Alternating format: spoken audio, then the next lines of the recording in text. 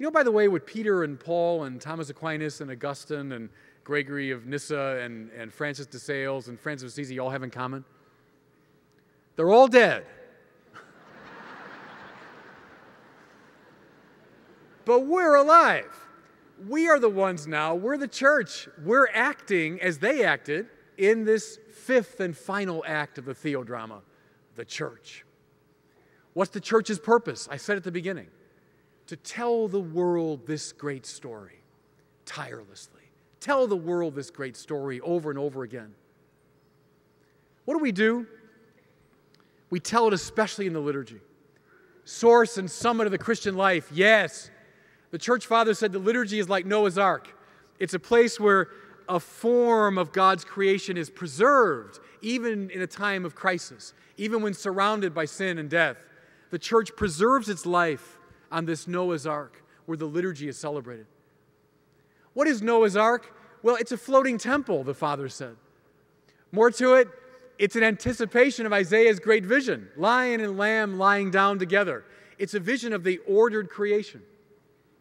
Do you know in the temple in Jerusalem, on the curtain, the veil that separated the Holy of Holies from the rest, there were depictions of the cosmos all over it.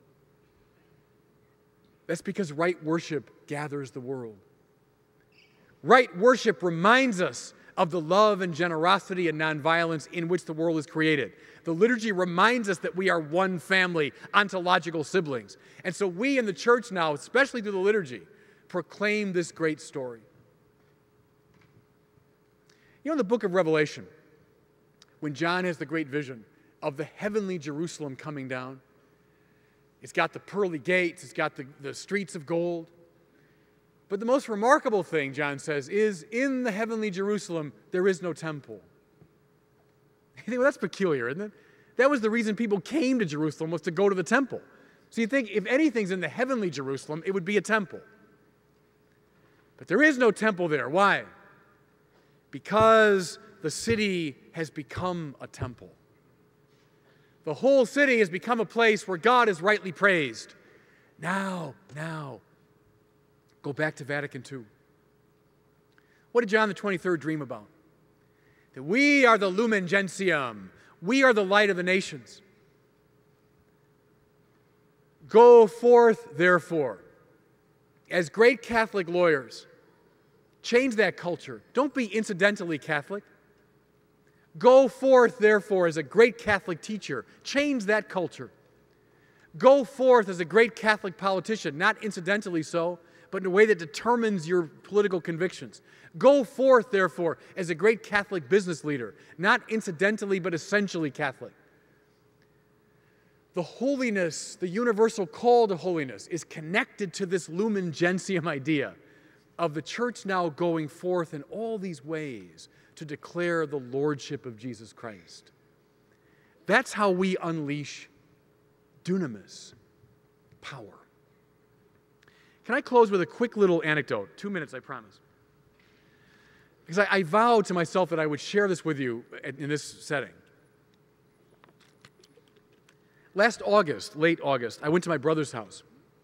And my niece, his eldest daughter, was about to commence her senior year in high school. So he said, oh, go to the table and look at Neela's books. They're all piled up there. So I went over. And she goes to one of the best Catholic high schools in the Chicago area. And there were all the books. Top of the pile was Hamlet. Not Reader's Digest Hamlet, not Hamlet for Dummies. Hamlet, Shakespeare's Hamlet was the top book, right?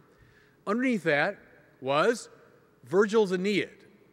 Not Cliff Notes, Virgil's Aeneid, and in Latin. She's studying Latin. So there's one of the most complex Latin texts, and she's studying that.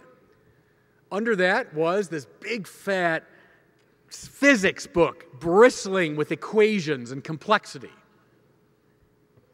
Under that was a big paperback book with a kind of nice picture on the cover and big print on the inside, lots of pictures. That was her religion book. Does that bother you? That bothered the heck out of me, I tell you. And I went to my brother and said, is there a problem? Do you see with that pile of books? No, what are you talking about? She's reading Hamlet. She's reading Virgil's Aeneid. She's reading bristling complexity in physics. And she's reading a comic book for religion. Well, you know what I did? No, good, thank you, because publishers and teachers, we need you. I went out and I decided, instead of giving her $50, which I usually do for her birthday, I went out and bought Volume 1 of Aquinas' Contra Gentiles. I bought Confessions of St. Augustine. I bought Dante's Divine Comedy. I bought Chesterton's Orthodoxy, and I bought Bonaventure's Mind Road to God. And I brought them to her a week later and said, here's the Catholic version of Hamlet and Virgil's Aeneid. Now, here's my point, friends. We got a smart tradition. The Catholic tradition is a very smart tradition, intellectually profound, rich. We will not tell our own story effectively if we turn away from that richness. We must stop dumbing down our tradition if we're going to make this story compelling.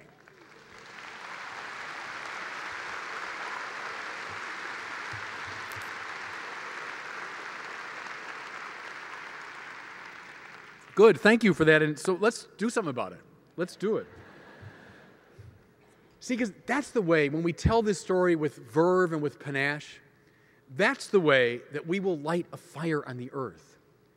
That's the way we will blow up some of this dynamite of the church.